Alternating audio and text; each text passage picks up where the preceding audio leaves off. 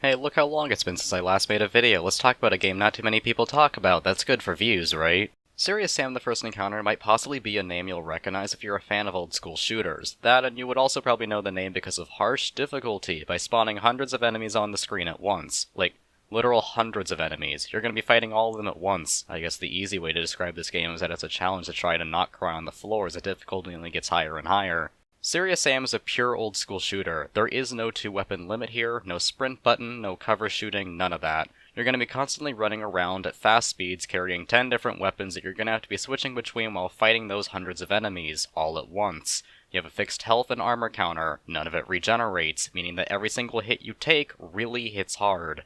Contending with all those at once, this game can and probably will be brutally difficult. Even by old school standards like Doom, this game can be extremely difficult. You'll be able to use fun weapons like shotguns, double-barreled shotguns, rocket launchers, really big machine guns, and even a cannon at one point. If you played any old school shooter before, the weapon selection will probably end up being extremely familiar to you. Every weapon is going to have a use at some point, whether it be trying to take out specific enemies more efficiently, or trying to tackle large crowds. You'll start off with revolvers that have infinite ammo, then eventually a shotgun, and continually move up in weapons. The same goes for enemies, starting out with easy-to-kill grunts that fire dodgeable projectiles, to skeleton horse things called clears that leap at you at close range, to eventually gigantic flame creatures and more. And as said pretty clearly before, these enemies will be spawning in large hordes. A minute won't go by without something trying to kill you, even if it's the game trying to pull off a cheap move by spawning them directly in your face or right around a corner.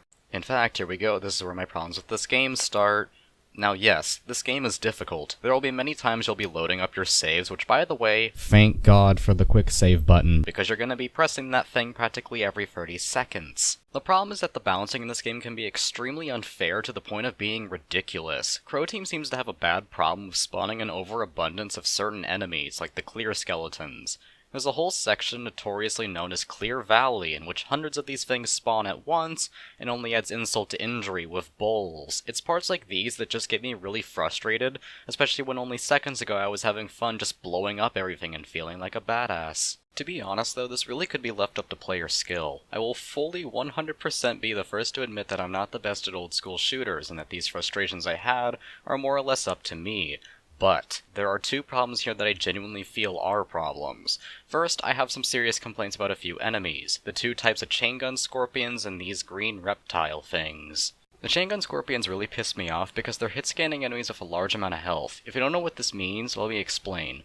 The rest of the enemies either will fire visible projectiles or charge directly towards you, meaning that they all can be avoided. Hit-scanning enemies, however, though, don't fire visible projectiles, they just instantly hit you.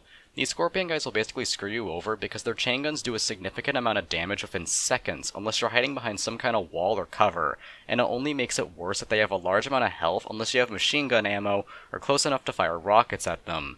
They usually also get placed in faraway corners of the map too, turning the fight into a sudden frantic game of hide and seek looking for where the hell they're even hitting you from. The green reptile guys are somewhat similar to the scorpions in that they have a large amount of health and also usually get placed in faraway corners of the map, but these guys fire flying green balls at you and can deal a lot of damage with every hit.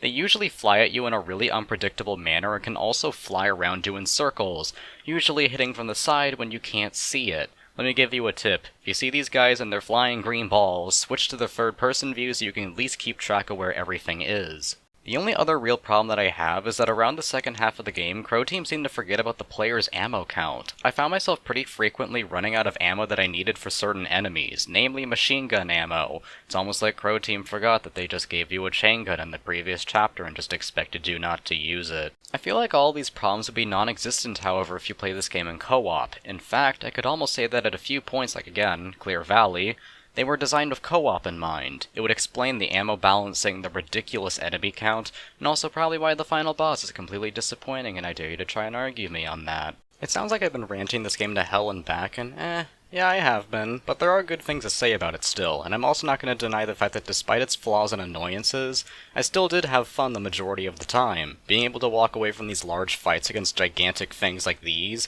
just feels good, and that's something I can't say for too many other games. Other things I have to give credit to, let's see here. Alright, the graphics, holy shit. My playthrough of this game was on the HD remaster that was released back in 2009. The original game was released all the way back in 2001, and while personally to me I would say that the original holds up in that old school art style way, the difference between it and the HD remaster is more than night and day. It's probably hands down one of the best HD remakes ever made, simply from just how Crow Team kept true to the original in every way. The level design, enemy placements, gameplay, everything is identical to the original. The only thing changed are the graphics now being updated to a completely new engine, and the sounds and music being touched up here and there. Also for PC players like myself, the amount of settings you can play around with here are absurd. You have a ridiculous amount of graphics options, so you could almost guarantee it'll run well on your system. I'm on a laptop that wasn't ever designed for gaming, and it still performed in around the 60 FPS range, while still looking good. So when it comes down to it, is Serious Sam the First Encounter worth buying and playing?